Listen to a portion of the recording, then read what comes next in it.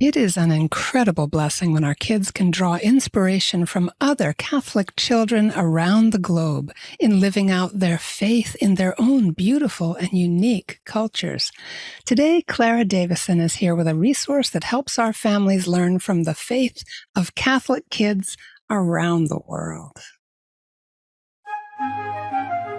Welcome to Homeschooling Saints, the podcast that helps you create the homeschool you love for the people you love. Our host is Lisa Mladinich, a Catholic life coach, TV host, best-selling author, and an instructor at Homeschool Connections. Before we get started, remember to subscribe to this podcast so you never miss an episode. And if you're watching on YouTube, click the bell to join our channel. Hello and welcome. I'm Lisa Mladinich, your host, and today we're talking with Clara Davison about the faith of Catholic kids around the world. Clara Davison is a homeschool graduate and the brand manager at holyheroes.com. Following her college graduation, she returned to her family's business to run the Holy Heroes online programs, write blogs, and create various resources for the store. Her favorite Holy Heroes resources are the Glory Stories, audio dramas, especially Volume 9. She lives in North Carolina with her husband and daughter, and you can find Clara Davison at holyheroes.com, and that's in the show notes, along with some other great episodes that are related to today's topic. Welcome back, Clara. It's so good to see you again. Thank you so much for having me back. I'm excited to talk about the Very Young Catholic Project today. Yeah, we're talking about the Very Young Catholic Project, which you've all heard of before if you've been following this show. And I've got the link to a previous episode where we talked to the author.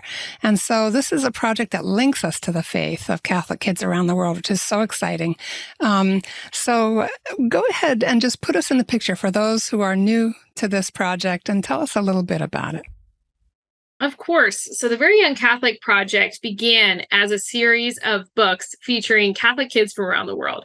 So Emily, who I know you had on the show last spring, and you're going to have linked below, Emily started this project where she began traveling to countries all over the world in all 24 time zones. And her goal is to publish a book in every time zone to highlight Catholic kids. So she's halfway done at this point. And she's gone to countries like Togo, Ecuador, Taiwan, Ireland, Australia, just so many countries around the world and so many time zones. And we, have called this in some ways a Catholic National Geographic. These are beautifully photographed. There are full color photographs on every single page of this book, and it follows a story. So it's kids going about their regular everyday life around the world. And you're going to see kids go to school, play sports, go to mass, receive their first communion, have siblings baptized, everything that your kids do at home every day. But it's a beautiful way for kids to see what it's like to grow up as very young Catholics around the world today. It's so exciting. I mean, because we're so connected to the internet, I think our kids are more aware of the world than probably any other generation has been in the past. And so we're able to link to so many different topics, and we can get into that later, just because we're studying different parts of the world. But to be able to actually see kids their own age in a completely different culture being Catholic, what a thrill. And yes, I would just want to comment that from what I've seen of the books, they are beautifully photographed. I mean, these are enchanting books. These are big books that I think every member of the family probably will not be able to keep their hands off of because they're really that enjoyable, delightful. Yeah. Yeah. So. And kids really love to see pictures of other kids. Kids are naturally curious. They have a lot of questions. So being able to page through these 100+ page volumes and get to see what kids are doing in different countries, I mean, that's really captivating and interesting to other kids. And there's just something that I think as adults, we are still really intrigued by photographs. I mean, that's why Instagram is a thing. That's why Instagram is addictive. We want to see what other people are doing. We're naturally nosy people. But kids have a very pure perspective on that. They're not doing it for malicious reasons or to kind of look in a weird way. They just really are curious. Like, what are you doing? What do you eat in Argentina? So yeah, they're really great. Yeah. Oh, that's so cool. And to think that anywhere in the world and to get a peek into these different places, but to also think the Catholic faith is being practiced in all these different cultures too. So we've got these extraordinary books. And so we're halfway through this series of 24 and they're extraordinary. You can read about them in lots of different places online because they've kind of made some nice ripples in the Catholic sphere out there in the media, and well-deservedly. So we're halfway through and you're noticing people are using them. People are trying them out, asking questions. Tell us about your online program, because there's just so much more that you're building out around this. That is so exciting for homeschoolers. Yes. So this idea came about in the fall of 2023, and we just went with it. I mean, Holy Heroes is known for its online programs. At this point, we've served 500,000 kids every year in our online programs, an Advent Adventure, Lenten Adventure, our weekly Sunday Mass prep program. And so as we were looking at these books, as we began working with Emily to publish the rest of the series, we realized that there's so much more that can be done. I mean, the Very Young Catholic Project is bigger than just the books. And like you referenced before, we do live in the age of the internet. I mean, you can access information immediately just by typing it into Google, just by looking on YouTube. So we began to think, what if we could develop an online program that builds out the Very Young Catholic projects, that still honors the books, still includes the books, these stories, these beautiful photographs, but then helps families go deeper and bigger than just these volumes. So we launched the Very Young Catholic Project online in the fall, and we had a great response. And we kind of see this online program then becoming something that once or twice a year, we open it up to more families to join us. And what this program will do is every month, kids will visit, in quotes, a new area of the world and see what it's like to be a very young Catholic. So this program will, in addition to the books, we're going to have recipes, we're going to have crafts, videos. We're having a really fun segment that Emily really is enjoying called Ask Emily, where kids can write in questions about the faith, about travel, about culture, and Emily gets to answer them. So we had kids, immediately wanted to know what religious sisters had she met around the world? What has been her favorite country to visit? What was something that surprised her on her travels? And it's just such a fun way for kids to kind of interact with Emily, who's traveling to all these places and getting to see all these places, and for them to get their questions answered, because there are a lot of questions that they have, because like I said, they're just very curious. And, we can talk about all the different things we're going to do, but I got ahead of myself. I think something I do want to say is why we decided to do this, like why in the fall of 2023, we suddenly realized that this was a need. And a study came out from the Institute of Family Studies in August 2023 that kind of really made us realize that we needed to do this online program. So this study was called Secularization Begins at Home.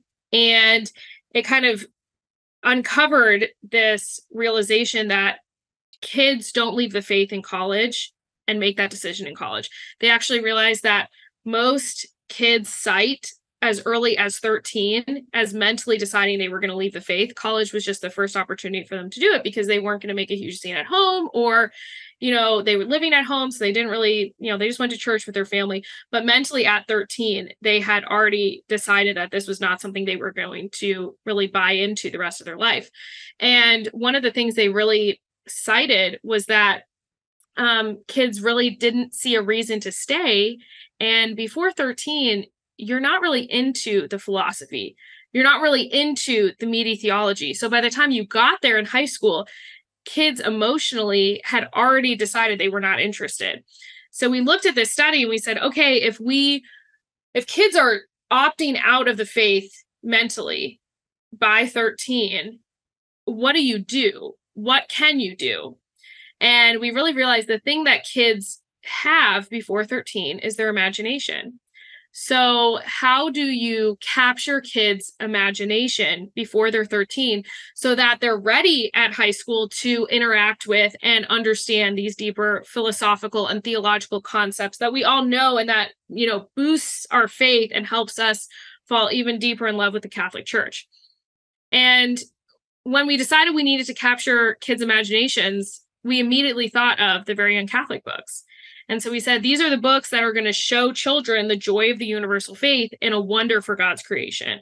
Because again, kids are curious, they want to know, and they aren't dummies. Like, they realize the concept that, oh, there are people doing this all around the world. So no matter where I go in the world, I can find Mass. And that was really kind of the heartbeat behind the Very Young Catholic Project.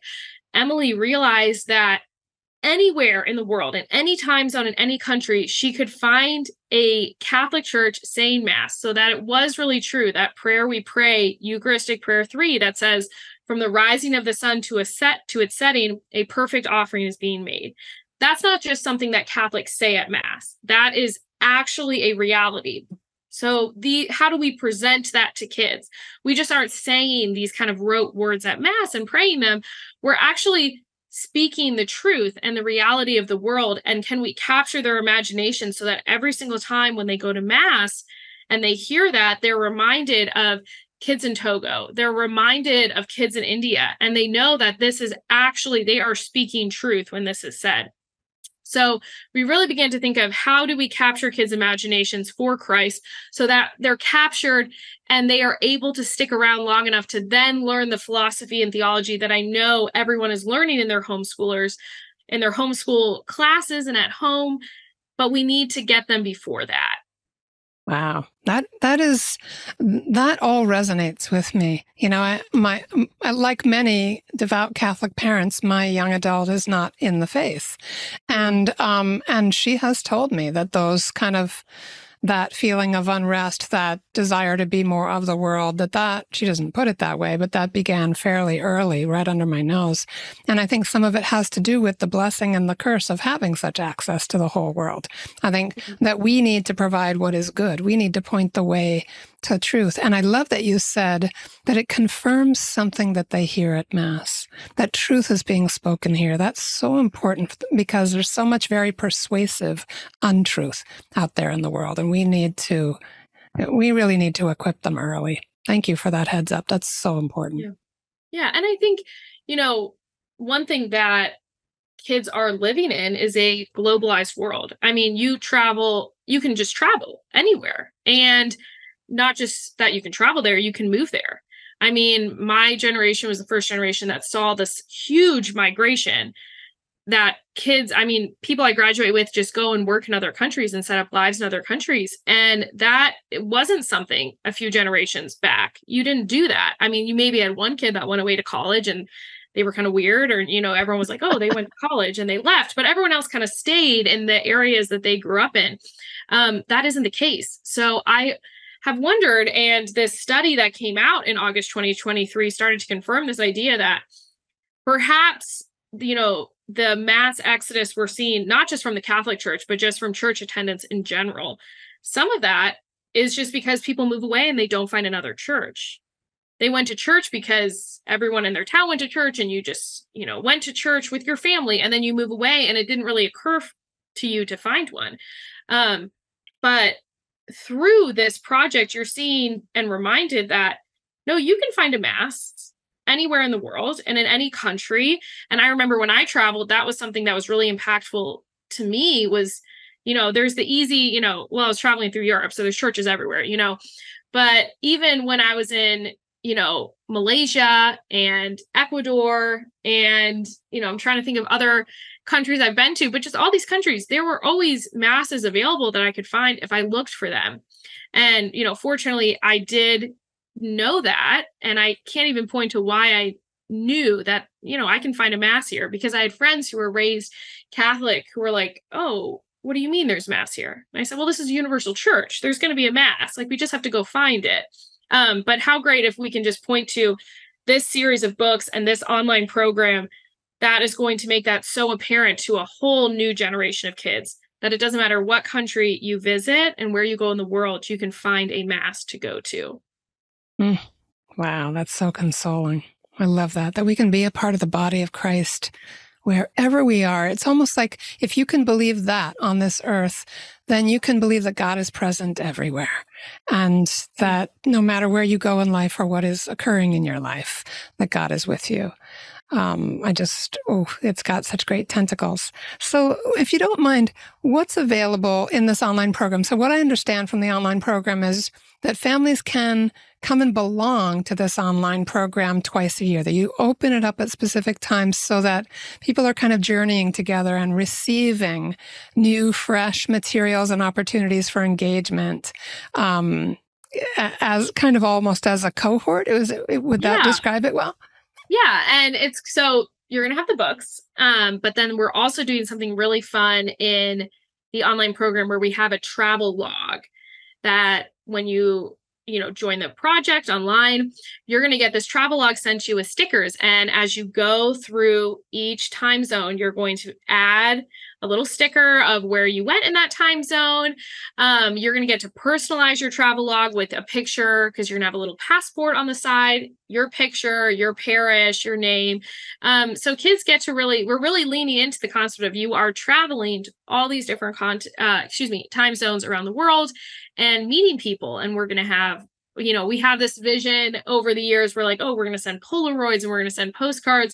And this is going to be a really fun way for kids to visit countries and visit cultures. And then, of course, because it's an online component, the sky's the limit. I can share, I was just working on some content for Argentina, and something that Argentina is really known for is trail running. So Argentina has both the highest and lowest points in all of South America within just Argentina, which is kind of a really interesting fun fact.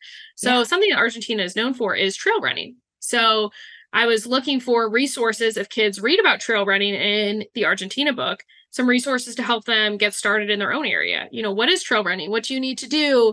Why do people like it? Is there some cool footage that I can find on YouTube of trail running in Argentina to kind of make this? I mean, there's just so many resources. We just need to gather them together in an organized way to help you see all the different, activities that people are doing around the world, both uniquely Catholic and then just kind of fun, like trail running.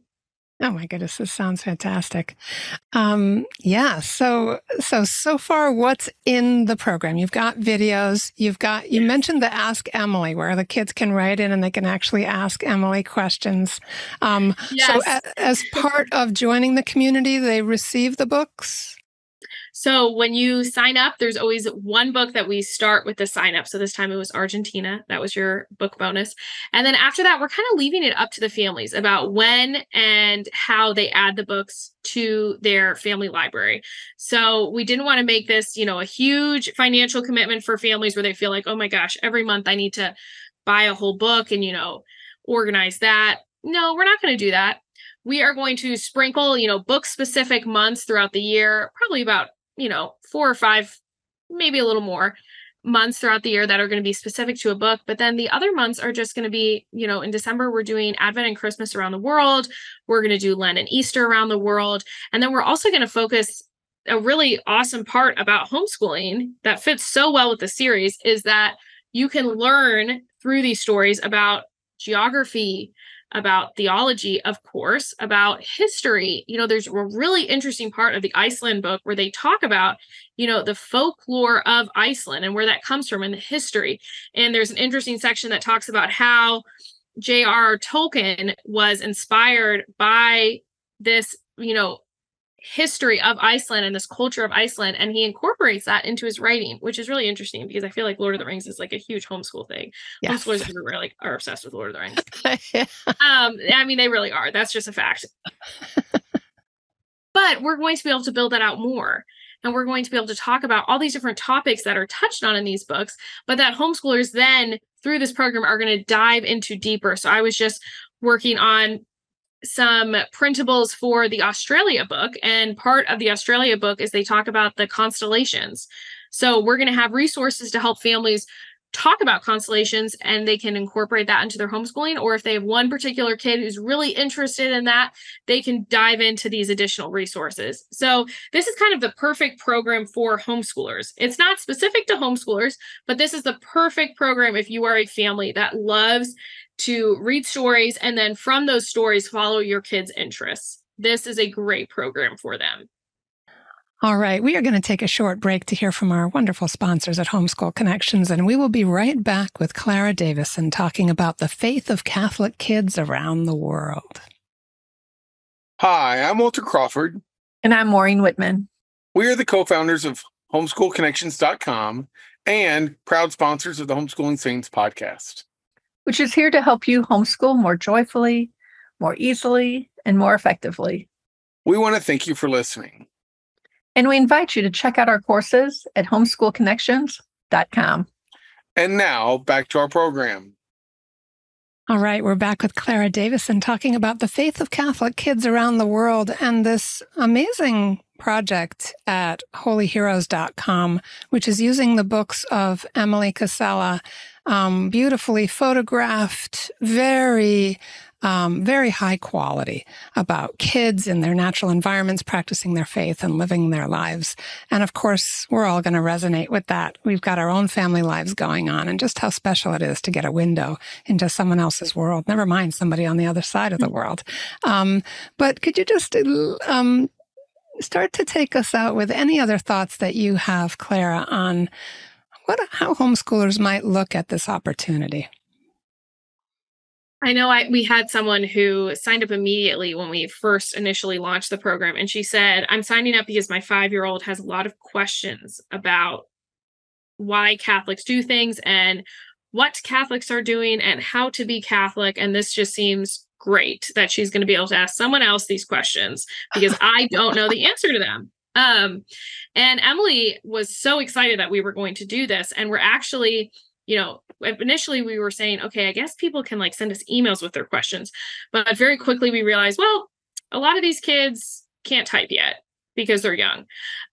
So something we immediately realized was we need to have a phone number that kids can call in and leave messages, which is so cute. You get to hear their messages, which is so fun.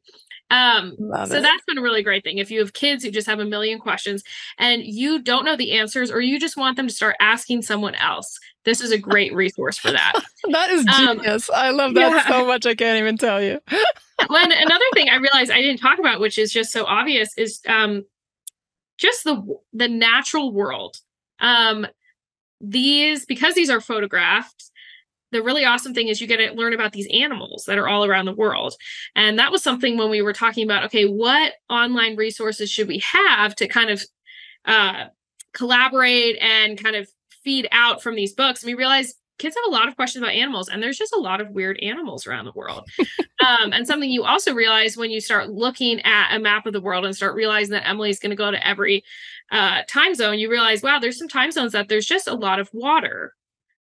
So what can we talk about in terms of oceans, in terms of plant life, in terms of just geography? So if you are a homeschool parent and you have young kids, this is a great Catholic geography supplement. This is a great Catholic biology supplement for those early grades. And it's really great because you don't have to worry about, well, let me backtrack that.